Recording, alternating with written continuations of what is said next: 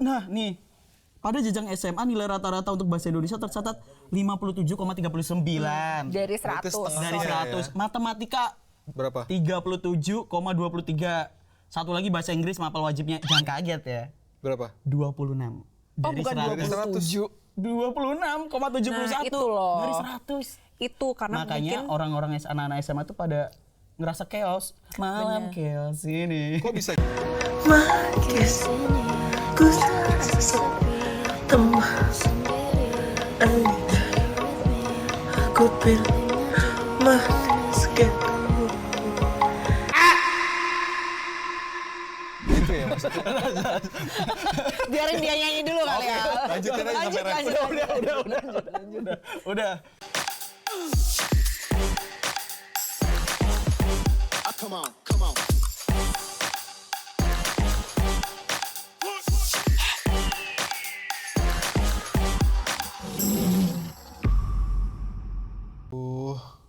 Bosan banget. Ngapain lagi ya? Lu lagi baca buku apaan? Animal Farm, baca buku lah daripada scrolling terus. Mending gua scrolling daripada temen lu tuh. Tuh kan, Iya ya. tidur. Bangunin. Hey, Will. Bangun. Kok natural? Enak banget lu kenapa bobonya. tidur? Bangun. Jadi gue tuh tidur karena tuh pengennya bangun-bangun pendidikan Indonesia tuh lebih baik gitu loh. Apalagi biar jadi kayak Finlandia, negara dengan pendidikan terbaik se-Indonesia. Bangunin gue ketika pendidikan Indonesia tuh udah jadi baik ya. Oh, ya udah kita tinggal 20 tahun aja. Lu bangun dong, kita ngobrol. Gitu guys, jadi gue tuh pengen Indonesia itu pendidikannya tuh baik. Makanya gue bawa tidur aja, ternyata lama ya pendidikan Lama Indonesia baik dong. itu. Enggak, emang yang lu pengenin kayak gimana sih? Soalnya itu gue mimpi anak-anak SMA itu pada pusing, pada burnout mentalnya. Karena lagi pusingin TKA kan, apalagi yang mendadak, terus nilainya pada rendah banget tuh mereka pada takut kayak yang waras dong, yang waras. Bentar. TKA itu maksudnya gimana?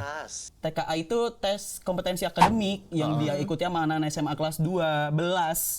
Nah, mereka tuh takut karena nilai TKA mereka jeblok, sedangkan nilai itu tuh buat pendaftaran SNBP, buat masuk ke PTN. Gitu, mereka pada burnout mentalnya gitu loh, pada chaos lah. Gue nggak tahu sih. Kalau misalnya pas zaman gue waktu itu SMA, itu kan TKA itu diperuntukkan untuk masuk kuliah gitu. Dan kita lulus dulu baru TKA yang ikut masuk kuliah itu gitu, bukan TKA di SMA. Kalau zaman lo itu zaman baheula kan? Itu bukan itu SBMPTN enggak sih Iya, namanya? gue kan ngilangnya pakai batu emang gitu. Terus. Bulet nama lo Ali Al L I Ya kan, cuma 3 tapi. Nah sekarang tuh Cepet. udah bukan pakai kertas Al, pakai komputer. Oh, apa namanya? TKA. Enggak, yang pakai komputer itu, tes komputer itu? UTBK. Oh, iya, Tapi UTBK. TKA itu beda sama UTBK. TKA itu yang bisa buat nilainya disandingkan dengan rapor untuk daftar SNBP buat daftar PTN gitu. Yang bener Kay, pas zaman lu gimana? Zaman gue sih udah beda ya. Kita nggak begitu jauh anjay, jangan sok iye lu. Ya, emang iye. Gimana lo angkatan lo? Jadi Paling kecil kan? kalau di angkatan kita itu kan beda-beda ya kurikulumnya karena beda presiden kan. Beda presiden biasanya kita ngaruh, iya. biasanya kita Iya. kayak beda kurikulum gitu. Ingat gak zaman dulu ada KTSP? Ya, ada. itu kan 2006 ya. 2006 terus ganti lagi jadi kurikulum Kurikulum 2013. Terus ganti lagi jadi kurikulum Merdeka. Betul. Nah, sampai sekarang nih kita masih pakai kurikulum Merdeka gitu. Sama ada K13 juga di beberapa daerah. Nah, masih bauran kan. Nah, terus TKA ini hadir gitu ya. Premisnya sih sebagai pemerataan. Jadi kan kalau menggunakan nilai raport itu kan sangat subjektif gitu. Nah, TKA ini itu tuh dihadirkan agar tidak ada subjektivitas nilai gitu. Ini kayak standarisasi aja Benar. gitu. Ya, soalnya itu kan standarisasi. soalnya sebenarnya tuh yang gue denger ya di media sosial, adanya TKA ini tuh kayak biar menentukan karena nilai raport tuh kan bisa dikatrol kan, dikatrol sama gurunya sama sekolahnya. Nah, dengan adanya TKA ini PTN itu bisa ngelihat bener nggak sih nilai raport dengan TKA ini apakah sinkron kepintarannya, apakah kompetensinya gitu. Makanya TKA gitu loh. Paham nggak maksud kan? Kan ada yang nilainya tuh dikatrol rapornya, sedangkan pas TKA tuh ngedrop banget. Kan berarti bisa dibilang curiga nih. Kenapa nilainya ngedrop sedangkan nilai raportnya 90. Begadang kali sebelum TKA. Tapi ini tahu bisa juga sih begadang karena Begadang, memang Lo mau nyanyi dulu. Lo mau nyanyi dulu. Nah, emang gini sih, TKA ini tuh menjadi problematik karena ada dua hal. Yang pertama, harusnya TKA itu secara sukarela. Jadi pelaksanaan TKA ini tidak diwajibkan. Yang mau-mau aja gitu. IMMA. IMMA. Ya. Bener lagi. Mau aja. Tapi in most cases kayak one school to another school tuh kayak beda. They ask you how you are, you just have to say that you're fine when you're not really fine, but you just can't get into it because they would never understand.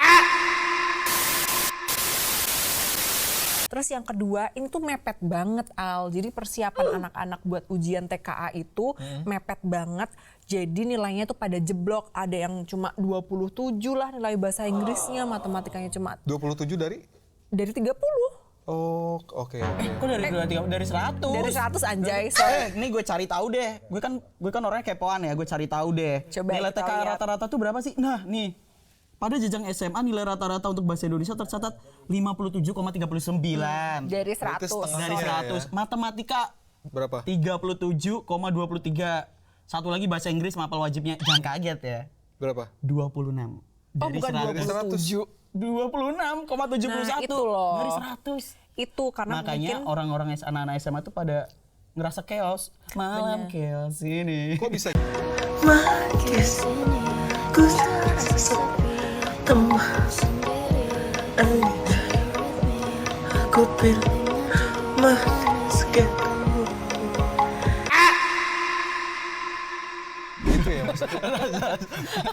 biarin dia nyanyi dulu kali ya. Lanjutin aja sampai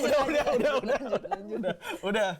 Gimana tuh? Kok bisa Kenapa kecil tuh? banget ya? 27. Iya, karena itu 3. sih, karena persiapannya tuh mendadak kayak cuma 4 bulan gitu loh, Al. 3 malah katanya. Emang apa ya? Tuh kan, 3 3 bulan, 4 bulan. Emang apa yang dipersiapkan untuk TKA itu? Bukannya itu pelajaran sehari-hari ya sebenarnya ya? Mungkin menyiapkan bahan-bahan bumbu-bumbu. Itu masak, itu masak. Jadi kalau TKA itu kan soalnya HOTS, High Thinking Order Skill kan. Nah, jadi pertanyaan-pertanyaan tuh lebih nge-challenge nalar, terus lebih nge-challenge siswa gitu loh. Jadi emang persiapan gitu, nggak Penalaran logika penalaran gitu logika, ya. nggak yang dadakan gitu loh. Tapi gue tuh heran sebenarnya dalam hal ini tuh salah anak muridnya, salah sistemnya, atau salah pemerintah yang mengadakan TKA ini secara mendadak. Nah loh, Menurut gue gimana sih tuh? salah sistemnya lah. Kenapa sistemnya dibikin ribet gitu? Pemerintah kan harusnya hadir buat mempermudah anak-anak gitu loh. Karena kan pendidikan adalah hak segala bangsa. Iya, based on my experience kan. Kalau pas zaman kelas 12 SMA itu nggak ada tuh TKA, ya adanya UN. Bener.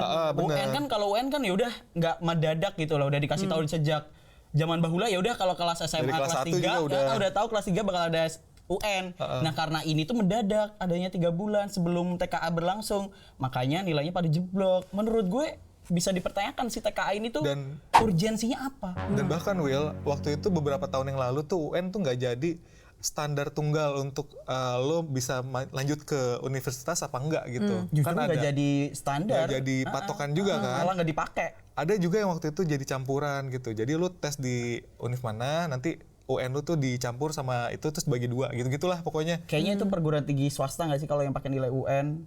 Nggak pernah waktu beberapa tahun yang lalu juga kayak gitu. Kita beda tahun sih. So iya banget sih. So iya banget lu. Soalnya gue dulu ya udah pakai nilai rapot, udah kan disetor aja ke PD Dikti. Jadi poin gue adalah itu TKA itu harusnya nggak jadi standar untuk kelulusan atau jenjang untuk ke perguruan tinggi gitu loh. Setuju. Iya, emang jadi perhatian sih, apalagi dari lembaga pengawas kita gitu ya, DPR sebagai salah satu fungsi, menjalankan salah satu fungsinya sebagai fungsi pengawasan, itu juga mention ini banget. Dan yang di concern itu Will, itu tuh nggak cuma nilainya, tapi juga kesehatan mental siswanya. Jadi setuju. anggota DPR kita ini very concern terhadap well-being, kesehatan psikologis anak-anak Indonesia, karena dalam mempersiapkan ini yang mendadak, jadi mereka anxious, terus kayak anxiety, jadi jadi tertekan gitu loh. Makanya ketika ujian juga nggak memuaskan gitu kan nilainya.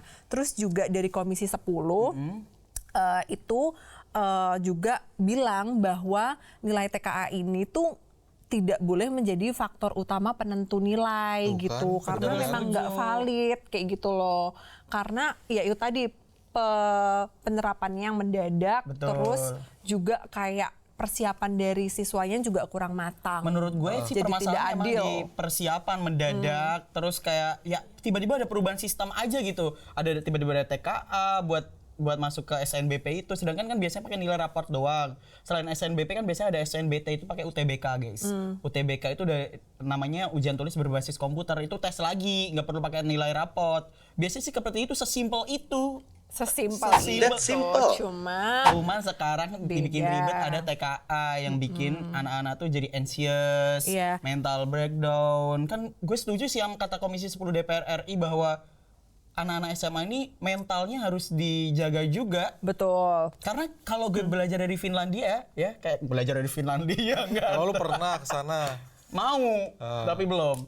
Jadi kalau di Finlandia itu namanya testless, learn more. Jadi tesnya dikit, banyak belajarnya, ya kan? Maksud gue gini loh, Will. Jadi PR-nya dikit, banyak belajarnya. Kenapa terkesan pemerintah itu setiap mengeluarkan kebijakan itu tuh nggak dipikirin secara matang dulu gitu loh. Sorry ya, gue nggak tahu kalau misalnya TKA itu tuh harus di negeri doang atau negeri dan swasta. Apa? Negeri Kalau apa? itu sih semuanya Semuanya. ya, Tapi itu tadi sifatnya tuh voluntary. Jadi dia nggak mandatory. Makanya ini juga jadi yang jadi kritik nih dari Komisi 10, juga ada anggota Komisi 10 DPR RI Ade Rossi itu bilang bahwa persiapan psikologis sama pentingnya nih dengan kesiapan akademis. Terus juga dari Pak Abdul Fikri dari Komisi 10 juga bilang bahwa hasil TKA itu untuk validator rapor dari SNBP bisa menjadi tidak adil dan beresiko menyulitkan banyak siswa, terutama mereka yang mungkin terdampak kendala teknis, Kalau ini bukan gue karena setuju. rendahnya kompetensi Jadi gitu. sih sebenarnya ya yang bikin heran tuh kenapa wajib atau tidak wajib, tapi banyak sekolah tuh kayak mewajibkan. Benar. Karena anak-anak SMA tuh takutnya bahwa nilai TKA itu ya buat pendukung buat nilai ke PTN itu Oke. Jadi kepikiran Makanya kan? iya kepikiran. Nih kalau gue nggak ikutan TKA, nggak bisa ikut bisa ikut ini SNBP, dong. nggak bisa ikut seleksi masuk PTN. Ya udah makanya udah gue wajibin aja ikut semua. Gitu kan, tapi dari pemerintah bilangnya tidak wajib kok, sukarela. Makanya ini yang Heran, kan? dikritik banget kan sama Komisi 10 Al, dan Komisi 10 itu mendorong untuk adanya perbaikan total nih dari sistem pendidikan gitu loh. Jadi Komisi 10 juga keras banget sama pemerintah ini yang kelihatan kayak apa ya, kayak tahu bulat gitu loh, dadakan. Bulat mendadak ya. Iya, nyanyi dulu, 500 nyanyi. Nyanyi mulu nih orang ya. Gue ada nyanyi lagi tahu bulan lupa. Tapi gini kayak Will. Oke lah, DPR kan udah menentang, udah memprotes. Tapi jangan cuman di level protes doang gitu loh. Tapi harus ada tindakannya juga.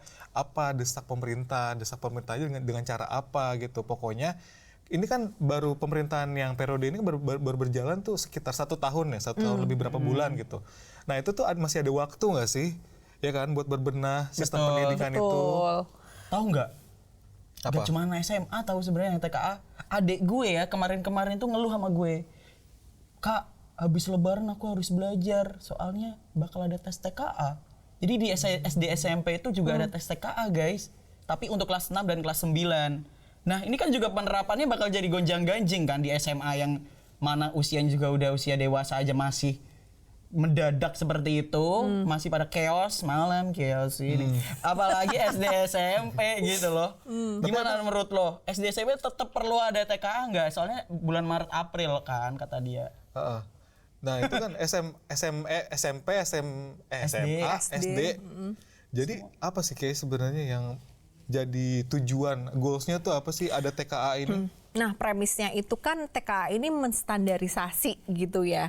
Jadi biar kualitas dan objektif nilai pada pendidikan di Indonesia itu seragam gitu premis utamanya. Jadi itu yang mau dicapai. Betul, itu yang mau dicapai, standarisasi gitu ya, dan nilai yang lebih objektif.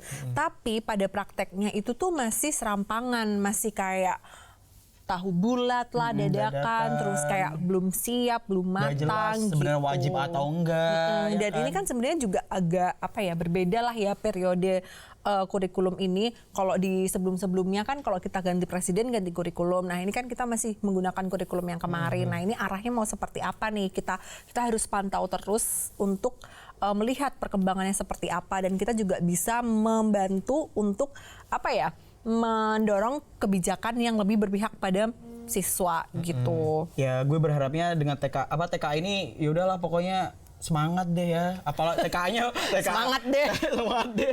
GWS deh. GWS. TKA belum kelar. Nanti pas kuliah habis lulus mikir lagi, gue pengen beasiswa, pengen mau keluar negeri, pikir lagi apa gue daftar LPDP. Nah, LPDP aja akhir-akhir ini lagi jadi gonjang-ganjing. Benar.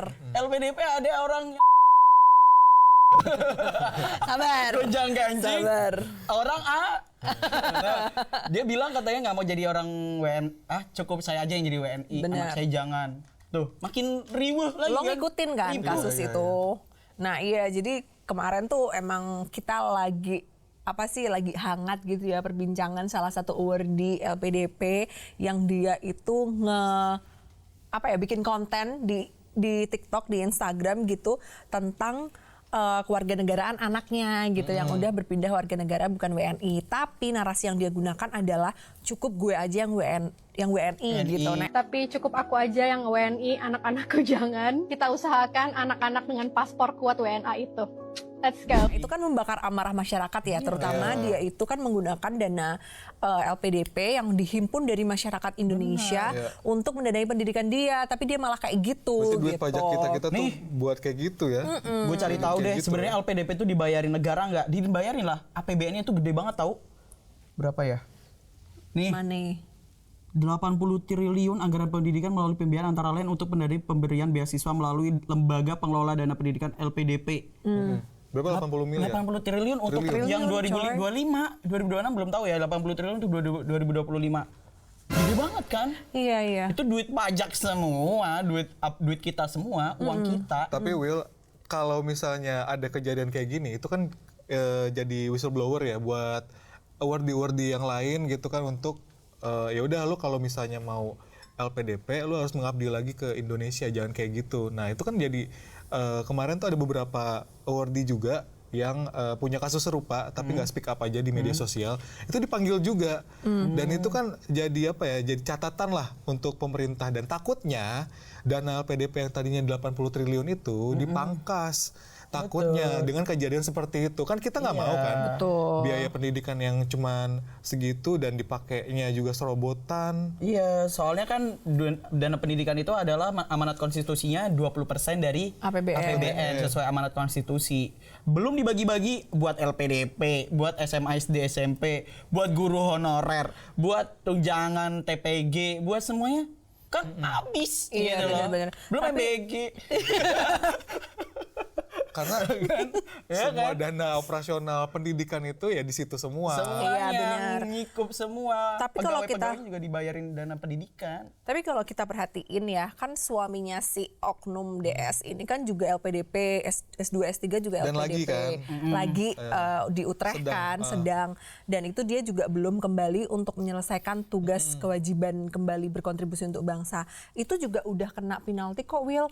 Gue kemarin baca 7,5 M anjay. Waduh. Untuk harus dikembalikan. Syukurin. Plus dia dapat di blacklist dari seluruh instansi negara Oh ya, Indonesia gue denger ini. tuh Pak Purbaya bilang gitu ya. Iya, Pak Purbaya Berani-beraninya kemarin. gitu ya. Dia kan bilang di blacklist dari pemerintahan gitu, kalau misalnya menjadi pemerintahan nggak boleh gitu kan. Terus wait, Lagian kemarin berani-beraninya Iya, kemarin gue juga baca nih. Nah, dari DPR juga nih, dari Komisi 10, Wakil Ketua Komisi 10, Pak Lalu Hadrian, itu bilang bahwa nih, DS ini sebenarnya punya possibility jadi duta bangsa gitu ya. Tapi dia malah flexing cukup gue yang WNI, anak gue WNA.